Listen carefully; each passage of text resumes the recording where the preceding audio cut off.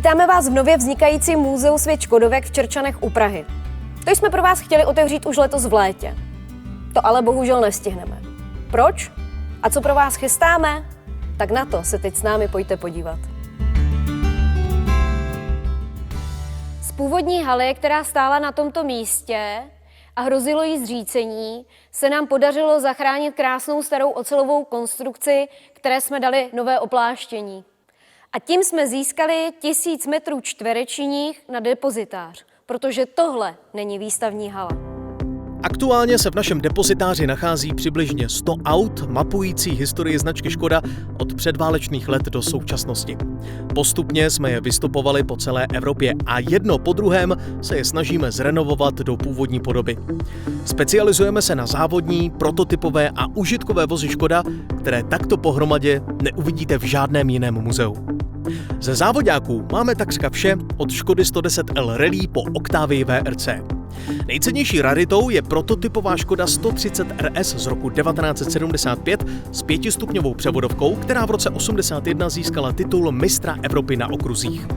Dalšími raritami vyrobenými po jednom exempláři jsou okruhové Škody 130 LRH a Rapid 130 RH, vedle níž bude i okruhový favorit 1600H. Jsou to speciály postavené pro vytrvalostní závody na okruzích, které se úspěšně účastnily legendárních 24hodinovek na Nürburgringu.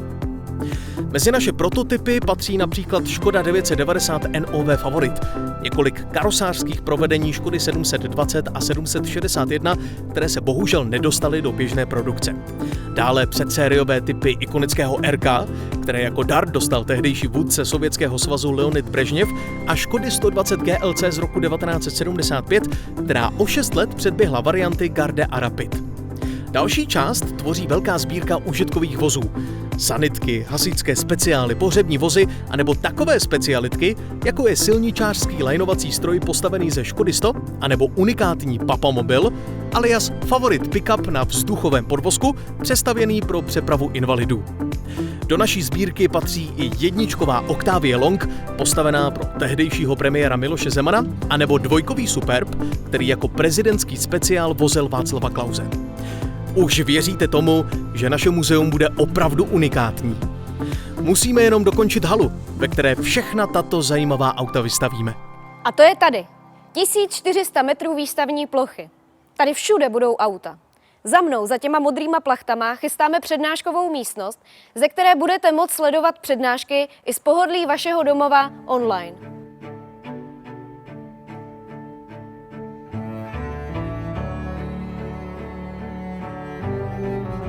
A tady vzadu, za kameramanem, bude Muzeum historie autoškoly.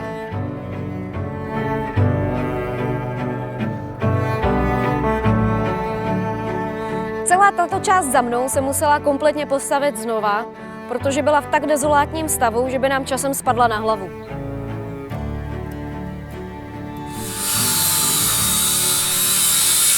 Před náma tady byla firma, která likvidovala plasty. Místo plastů ale zlikvidovala sebe a tak tady u ní všechen ten odpad zůstal. Velkou část uklidila obec na vlastní náklady. Zbytek jsme vyklidili my, a to i z blízkého potoka, kde jsme vyhrabali ještě několik tun plastu, které by skončily někde v moři nebo aspoň v blízké Sázavě.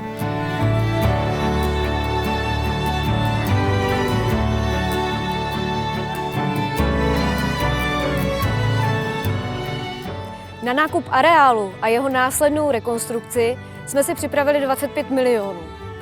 A mysleli jsme, že to bude bohatě stačit. Do toho se nám ale objevila ještě jedna věc, se kterou jsme nepočítali, a tou je střecha. Původní střecha se zdála být v pořádku, světlíky byly nově oplechované a vše vypadalo jako po nedávné rekonstrukci. V průběhu zimy ovšem do střechy zateklo a mráz následně na několika místech novou lepenku zcela potrhal.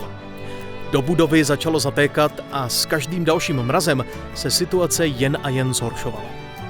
Při hledání, kudy do střechy zatéká, pod námi začaly praskat 70 let staré dřevocementové desky, ze kterých byla střecha postavena, a na několika místech se začaly části stropu prolamovat a padat dolů. Rozhodli jsme se nic neriskovat a udělat zcela novou střechu včetně světlíků. Aktuálně tak máme místo muzea asi největší pergolu na území republiky.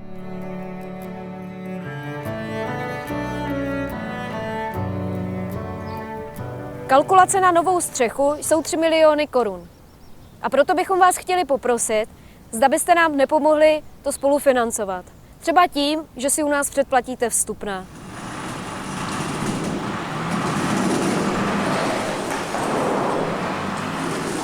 Možná se ptáte, proč jsme se rozhodli pro rekonstrukci areálu v takto špatném stavu. Důvod je jediný, a to je jeho historie. Celý tento areál je totiž spojený s motorismem už od svého vzniku v roce 1945 a letos slaví 75. narozeniny. Ještě po revoluci to byl výrobní areál Javy, ve kterém byla strojní výroba všech rotačních částí pro motocykly. Před Javou to byla součást národního podniku Autobrzdy Jablonec a ještě předtím to byl národní podnik PAL. A tím se dostáváme k prvnímu a nejzajímavějšímu majiteli, kterým byla firma Kraucher a spol. Její spolumajitel Jindřich Kraucher byl jeden z prvních prvorepublikových automobilových závodníků a velmi šikovný konstruktér. Byl to asi první Čechoslovák, který již před druhou světovou válkou postavil motor 2x OHC s ocelovými vložkami válců a závodil s autem vlastní konstrukce jménem Jikra. Po konci války byl křivě obviněn z kolaborace s nacisty a uvězněn. I přesto, že byla všechna podezření vyvrácena a soud jej osvobodil, zůstala celá firma pod národní správou a nebyla navrácena původním majitelům. Po převratu v roce 1948 soudruzi znovu otevřeli poválečné soudní případy a za pomocí tzv. Lidových soudů mohl soudní senát ve složení traktorista, soustružník a dojička krav odsoudit kohokoliv k trestu smrti. Jindřich Kraucher proto emigroval do Brazílie a zanechal zde celou svou rodinu, která o něm po dobu jeho života již nikdy nezískala žádné informace. Až dlouho po jeho smrti vyšlo najevo, že se svou rodinou snažil spojit, ale soudruzi dokonali dílo zkázy a veškerým kontaktům zabránili. My jen můžeme prozradit, že se nám v Německu podařilo dohledat Jindřichovo závodní auto Jikra. A když to celé dobře dopadne, tak by se po 75 letech mohlo vrátit zpátky domů. Tak jste to sami viděli. Stojí to sice hromadu peněz, ale nás to baví a snažíme se zachovat kus historie, a to ať tohodle areálu nebo našich aut. My vám děkujeme za to, že jste to dokoukali až sem, za to, že nám přispějete nějakou korunu, za to, že to budete sdílet mezi své kamarády a přátelé a budeme se těšit, až se tady společně potkáme a uvidíme. A já jdu zase pracovat. Mějte se hezky.